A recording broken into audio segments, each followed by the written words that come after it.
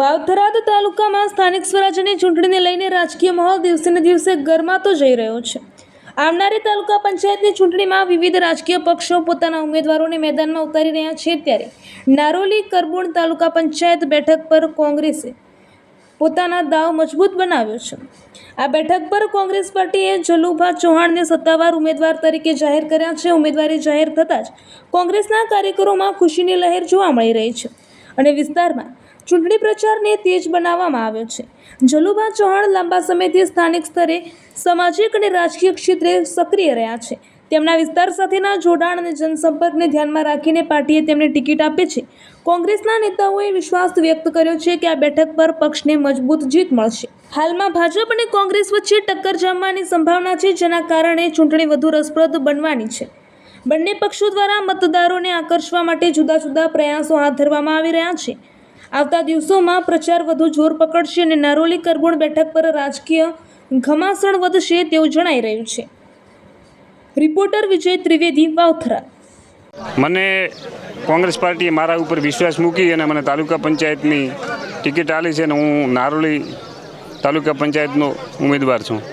મને મારી નારોલી અને કરબુણની દેવતુલ્ય જનતા ઉપર મને પૂરો ભરોસો છે। આ વખતે મને ખૂબ જંગી બહુમતીથી જીતાડે છે।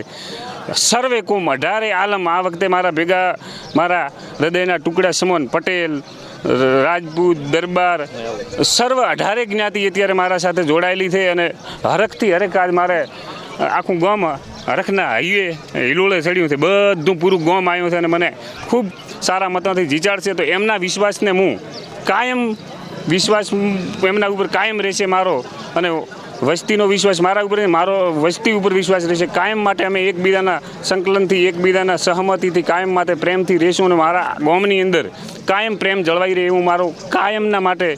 જીતીને આવ્યા પછી તમારો પહેલો મુદ્દો શું રહેશે પ્રજા માટે?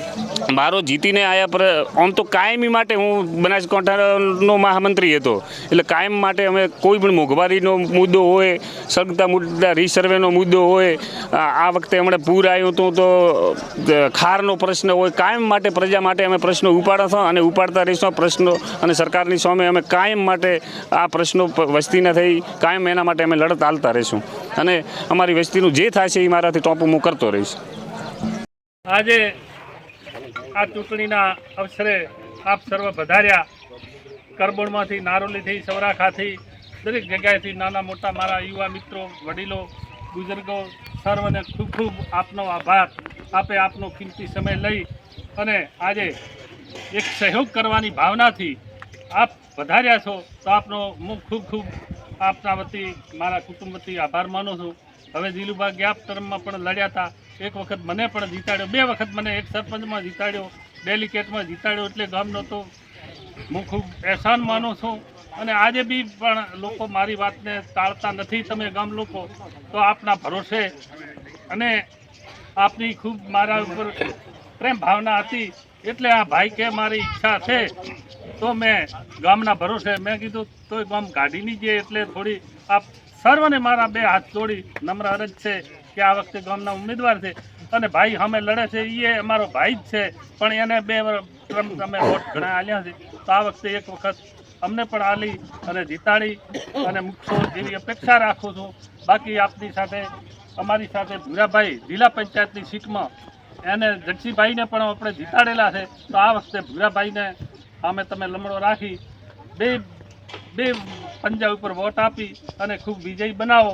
અને ટોપોટીઓ છે તો ભૂરાભાઈને કહેવા નથી જવાનું, મને કહેતો હું બેઠો છું, કોઈ જીલુભાને કહેવું નથી તમારે, અમે છો તો તમારી કોઈ વાતને આગળ મૂકી શકશું। એટલી આપ સર્વને મારી ખૂબ ખૂબ નમ્ર અરજ છે અને આપ સાથ સહકાર અને ખૂબ ખુશીની ભાવનાથી તમે હાલ દો, બીજા તમારા આડોશી પાડોશીને પણ મદદ કરજો કે ભાઈ આ વખતે આપણે થોડો ટેકો રાખી અને દરેક ગામમાં સુખ શાંતિ અને સંપત્તિ રહે એવું કાર્ય કરજો, એવી મારી ખૂબ ખૂબ આપ સર્વને વિનંતી છે। એટલે આ વખતે હું આપને ખૂબ અરજ કરું છું, તો આ વખતની ચૂંટણીમાં આપ વિજય બનાવો અને એમને મોકલો, એ જ મારી સહૃદયથી આપને વિનંતી છે। જય હિન્દ, જય